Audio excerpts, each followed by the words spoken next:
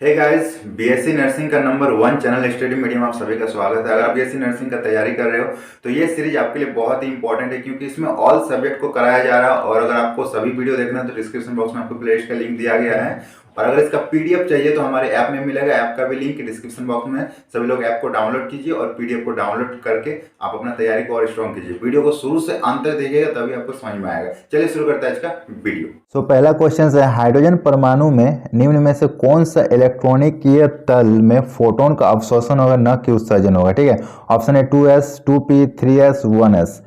तो इसका correct answer हो जाएगा ऑप्शन डी 1s। 1s में जो होगा ना, फोटोन का अवशोषण होता है। ठीक है, उत्सर्जन नहीं हो सकता। नेक्स्ट क्वेश्चन से है, द्विधनात्मक जिंक आयन जिसका द्रव्यमान 70 है में न्यूट्रॉन की संख्या क्या होगी, 34, 36, 38 या फिर 40। तो इसका करेक्ट आंसर हो जाएगा ऑप्शन डी 40। देखो, जेडन आयन जिसका द्रव्यमान संख्या ए से डिनोट कर रहे हैं वो 70 होता है। ठीक है, और आपको पता होगा कि जो हमारा द्रव्यमान संख्या होता है वो नाभिक में उपस्थित प्रोटॉन प्लस न्यूट्रॉन की संख्या को बोला जाता है। ठीक है, और इसको द्रव्यमान संख्या के साथ साथ और क्या बोला जाता है, न्यूक्लियन संख्या। ये भी आपको पता होना चाहिए, न्यूक्लियन। ठीक है, न्यूक्लियन संख्या भी बोला जाता है। और ये जो प्रोटॉन की संख्या है ये किसके बराबर होती है, तो ये हमारा परमाणु संख्या के बराबर होती है। परमाणु संख्या के बराबर होती है। और इसको हम लोग किससे डिनोट करते हैं, जेड से। तो जो हमारा ए है ना, वो हमारा हो जाएगा जेड प्लस एन। ठीक है, जेड प्लस एन। अब देखो, ये तो 70 है। ठीक है, जिंक का परमाणु संख्या आपको पता होगा कितना होता है, 30 होता है। 30 होता है, तो एन कितना हो जाएगा, तो एन हमारा 40 होगा, तभी तो 70 होगा। इसका करेक्ट आंसर हो जाएगा ऑप्शन डी 70। चलो नेक्स्ट क्वेश्चन के बढ़ रहे हैं। नेक्स्ट क्वेश्चन से, जब किन्हीं दो या अधिक उपकोषों के लिए n+1 के लिए जो मान होता है वो समान हो, तो इलेक्ट्रॉन उस उपकोष में जाएंगे जिसके लिए n का मान क्या होगा, कम होगा, अधिक होगा, समान होगा या फिर अनिश्चित। तो इसका करेक्ट आंसर हो जाएगा ऑप्शन ए, कम होगा। ठीक है, जिसपे कम होगा वहां n जाएगा। ओके, चलो नेक्स्ट क्वेश्चन की ओर बढ़ते हैं। नेक्स्ट क्वेश्चन से, किसी p उपकोष में अधिकतम इलेक्ट्रॉन की संख्या कितनी हो सकती है, 4, 2, 3 या 6। तो p उपकोष में 6 इलेक्ट्रॉन अधिकतम हो सकती है। ठीक है, p उपकोष में अधिकतम 6 इलेक्ट्रॉन हो सकती है। देखो एग्जांपल मैं दे रहा हूं, एग्जांपल देख लो। 1s2, 2s2, 2p6, 3s2, 3p6, then 4s2। तो यहाँ पे आप क्या देख रहे हो, यहाँ पे आप जो देख रहे हो, ये जो p के साथ कितना हो रहा है, मैक्सिमम 6 हो रहा है ना। p के साथ मैक्सिमम 6 हो रहा है, 6 इलेक्ट्रॉन। तो ये 6 से ज़्यादा हो ही नहीं सकता। ये मैंने इलेक्ट्रॉनिक कॉन्फ़िगरेशन को थ्रू आपको दिखाया, लेकिन p सबसेल में आपको 6 से ज़्यादा इलेक्ट्रॉन नहीं हो सकता है। चलो नेक्स्ट क्वेश्चन की ओर बढ़ते हैं। नेक्स्ट क्वेश्चन से, सम न्यूट्रॉनिक होते हैं जिसमें क्या होता है, तो सम न्यूट्रॉनिक वे होते हैं इसमें परमाणु क्रमांक तथा परमाणु भार भिन्न भिन्न होता है। ठीक है, परमाणु क्रमांक तथा परमाणु भार भिन्न भिन्न होता है, लेकिन न्यूट्रॉन की संख्या समान होती है। सम न्यूट्रॉनिक कहलाता है। तो ऐसा ऑप्शन आपको हमेशा डी में दिख रहा है कि परमाणु क्रमांक तथा परमाणु भार भिन्न भिन्न होती है, लेकिन न्यूट्रॉन की संख्या समान होती है, तो सम न्यूट्रॉनिक कहलाएगा। अब देखिए, इसका एग्जाम्पल की बात अगर हम करें तो आप ले लो फास्फोरस। ठीक है, फास्फोरस को ले लो। फास्फोरस की अगर हम बात करते हैं तो फास्फोरस जो है ना, सल्फर के साथ सम न्यूट्रॉनिक है। सल्फर के साथ सम न्यूट्रॉनिक है, क्योंकि इन दोनों में नाभिक में अगर आप देखोगे तो 16 न्यूट्रॉन मिलेगा। ठीक है, और अगर एग्जांपल लेना है तो बेनेडियम का क्रोमियम के साथ ले लेना है, वो भी सम न्यूट्रॉनिक है। ठीक है, इसके भी उसमें दोनों में आप देखो 28 न्यूट्रॉन देखने को मिलेगा। समझ में आ गया। चलो आगे बढ़ते हैं, नेक्स्ट क्वेश्चन की ओर बढ़ रहे हैं। नेक्स्ट क्वेश्चन से, n+1 = 4 के सभी कक्षकों में अधिकतम इलेक्ट्रॉन की संख्या क्या होगी। तो इसमें सभी के लिए जो इलेक्ट्रॉन की संख्या होगी वो कितना होना चाहिए, तो इसका करेक्ट आंसर हो जाएगा ऑप्शन सी 8। देखो, n+1 = 4 के सभी कक्षकों में अधिकतम इलेक्ट्रॉन की संख्या आपका 8 होगी। ये मैक्सिमम इलेक्ट्रॉन की संख्या होगी। ठीक है, मैक्सिमम इलेक्ट्रॉन की संख्या होगी। चलो नेक्स्ट क्वेश्चन की ओर बढ़ते हैं। नेक्स्ट क्वेश्चन से, किसी परमाणु में जिसके लिए L is equals to N is equal to 3 और हो सार्वधिक इलेक्ट्रॉन कितने होंगे, L इज 2 और N इज इक्वल टू 3 हो तो सार्वधिक इलेक्ट्रॉन की संख्या कितनी होगी। तो सबसे ज़्यादा इलेक्ट्रॉन की संख्या कितनी होगी, तो इसमें अगर आप देखोगे तो सबसे ज़्यादा इलेक्ट्रॉन की संख्या 10 होगी। ठीक है, तो इसका करेक्ट आंसर हो जाएगा ऑप्शन डी। क्वेश्चन से निम्न में से कौन सा कथन गलत है। ठीक है, ऑप्शन ए तरंग दैर्घ्य तरंग कण के संवेग के व्युत्क्रमानुपाती होती है, बिल्कुल सही है। दूसरा है परमाणु में कक्षक ऊर्जा जो है वो बढ़ते क्रम में बढ़ते, ये भी सही है। तीसरा है N+L नियम हून के नियम का एक भाग नहीं, ये गलत है, ये हून के नियम का भाग नहीं, ये मेड लंग के नियम का भाग है। एंड ऑप्शन डी N+L नियम कक्षकों की ऊर्जा के बढ़ते क्रम को निर्धारित करते, ये भी सही है। तो हमारा हो जाएगा option C correct answer. Next question से दो फोटोन का तरंग दैर्घ्य क्रमशः 2000 एंगस्ट्रॉम और 4000 एंगस्ट्रॉम है, तो उनकी ऊर्जाओं का अनुपात क्या होगा। तो इसका ऊर्जाओं का अनुपात क्या होगा, तो देखो यहाँ पे ऊर्जा कैसे निकालते हैं। दो फोटोन का जो तरंग दैर्घ्य होता है ना, मान लीजिए λ1 is equals to 2000 angstrom, okay, और λ2 इज 4000 एंगस्ट्रॉम, ओके। तो हम लोग ऊर्जा कैसे निकालते हैं, E is equals to hc upon lambda, ऐसे निकालते हैं। h क्या है प्लांक नियतांक, c क्या प्रकाश की चाल और लैम्डा क्या तरंग दैर्घ्य। अब यहाँ पे आप पुट करोगे तो ये हमारा E1 अगर हम पुट करेंगे तो ये हमारा λ1 हो जाएगा, और ऐसे ही हम E2 निकालेंगे जिसको हम लोग बोलेंगे hc बाय λ2। अब यहाँ पे देखो रेशियो बोला गया ना उसकी ऊर्जाओं का अनुपात, तो ऊर्जा का अनुपात क्या हो जाएगा E1 बाय E2। ठीक है, ये हो जाएगा ऊर्जा का अनुपात, तो ये हो जाएगा hc by λ1 by hc by λ2।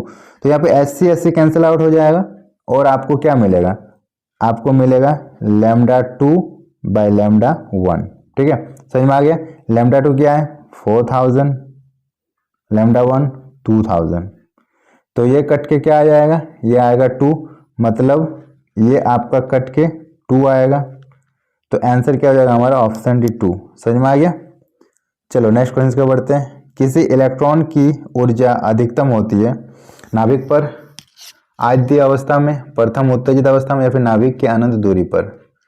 तो इसका जो करेक्ट आंसर होगा वो हो जाएगा ऑप्शन डी, नाभिक से अनंत दूरी पर। ठीक है, किसी इलेक्ट्रॉन की जो ऊर्जा होगी नाभिक से अनंत दूरी पर सबसे अधिक होगी।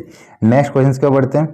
नेक्स्ट क्वेश्चन से इलेक्ट्रॉन अभ्र जो कक्षक के नाम से हम लोग जानते हैं कि आकृति निर्धारित होती है मुख्य क्वांटम संख्या से, चुंबकीय क्वांटम संख्या से, दिगंशी क्वांटम संख्या से, या फिर इनमें से सभी। तो देखो जो इलेक्ट्रॉन का कक्षक की आकृति की बात किया जाए तो वो हमारा मुख्य क्वांटम संख्या से संबंधित होता है। ओके, चलो एग्जाम्पल इसको हम चारों को अगर हम देखने जाएं तो क्वांटम नंबर पहले देख लीजिए क्या होता है। क्वांटम नंबर क्या होता है, किसी परमाणु के किसी भी इलेक्ट्रॉन को पूर्ण रूप से अभिव्यक्त करने के लिए उसकी स्थिति और उसकी ऊर्जा को निर्धारित करने के लिए जिस संख्याओं का हम लोग प्रयोग करते हैं उसको हम लोग क्वांटम संख्या बोलते हैं। और क्वांटम नंबर जो होती है वो 4 होती है। ठीक है, एक होता है मुख्य क्वांटम संख्या जो आपको सामने दिख रही है, चुंबकीय क्वांटम संख्या, उसके बाद दिगंशी क्वांटम संख्या, और एक होता है चक्रण क्वांटम संख्या। ठीक है, यहाँ पे अगर हम बात करें तो मुख्य क्वांटम संख्या में क्या होता है, एन जो होता है वो हमारा 1 2 3 कुछ भी हो सकता है। ठीक है, और दिगंशी पे जो एल होता है ना वो 0 से n-1 के बीच होता है।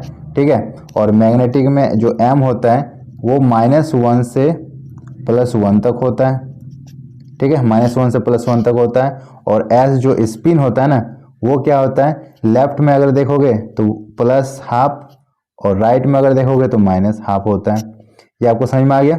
चलो एग्जांपल हमने दे दिया। ओके, हाँ वेरी गुड। चलिए नेक्स्ट क्वेश्चन को बढ़ते हैं। नेक्स्ट क्वेश्चन से किसी परमाणु के इलेक्ट्रॉनिक विन्यास में अफवाहों नियम लागू नहीं होता है। किसमें अफवाहों का नियम लागू नहीं होगा, तो इसमें अगर आप देखोगे 57 LA पे अफवाहों का नियम लागू नहीं होगा। ओके, नेक्स्ट क्वेश्चन से L = 2 है तो m चुंबकीय क्वांटम संख्या के लिए संभव मान क्या हो सकते हैं। इसमें अगर आप देखोगे तो क्या मिल सकता है, तो L = अगर 2 है, ओके, तो m जो है ना मैग्नेटिक क्वांटम नंबर, ये क्या होगी, ये हमारा 5 होगा। ठीक है, ये हमारा 5 होगा। नेक्स्ट क्वेश्चन से इलेक्ट्रॉन की अधिकतम संख्या जो nth ऊर्जा स्तर पर रह सकता है किसके द्वारा दर्शाया जाएगा, तो ये दर्शाया जाएगा 2n²। ठीक है, अगर मान लीजिए ऑर्बिट की संख्या n है तो उस पे इलेक्ट्रॉन की संख्या क्या हो जाएगी, 2n²। जैसे कि फर्स्ट ऑर्बिट की बात अगर हम लोग करते हैं, फर्स्ट ऑर्बिट में मतलब n = 1 अगर लेते हैं तो उसमें कितने इलेक्ट्रॉन होंगे, 2 × 1 का स्क्वायर डेट इज 2। मतलब फर्स्ट ऑर्बिट में आपको पता है 2 इलेक्ट्रॉन्स होते हैं। अगर n = 2 लोगे मतलब सेकेंड ऑर्बिट लोगे तो हमारा 2n² पे 2 का पावर 2 मतलब 4 to 8, तो सेकेंड ऑर्बिट में हमारा 8 इलेक्ट्रॉन होते हैं। इस तरह से मैक्सिमम ये 2n² पे ही वो हो सकते हैं। नेक्स्ट क्वेश्चन से इलेक्ट्रॉन निम्न में से किसका समरूप होता है, अल्फा कण, बीटा कण, गामा कण या फिर H+ आयंस। तो ये जो होते हैं वो बीटा कण के समरूप होते हैं, क्योंकि बीटा कण जो होते हैं ना वो भी नेगेटिव चार्ज कंटेन करते हैं और इसलिए इलेक्ट्रॉन के ये समरूप होते हैं। नेक्स्ट क्वेश्चन से L = 2 वाले कक्षक होते हैं SPDF, तो इसका करेक्ट आंसर हो जाएगा option C, D block. Okay, चलो नेक्स्ट क्वेश्चन से n = 5 तथा m = 3 के लिए निम्न में से कौन सा कथन सत्य नहीं होगा, गलत होगा। L = 4, L = 3, L = 0, 1, 2, 3 and S = +1/2। तो इसका करेक्ट आंसर हो जाएगा ऑप्शन ए, L = 4, ये नहीं हो सकता। ठीक है, हमें पता है कि L = अगर 0 हो, जो है ना L = जो है 0 से n-1 के बीच में होता है, ये हमें पता है। ठीक है, और हमें यह भी पता है कि यहाँ पे n = 5 लेते हैं और m = 3 लेते हैं, तो फिर L जो होगा वो n-1 और उस हिसाब से ये 5-1 होगा तो क्या हो जाएगा, 4 होगा। तो इसका वैल्यू क्या हो जाएगा, 4 होगा। तो इस तरह से इसका आंसर ए होगा।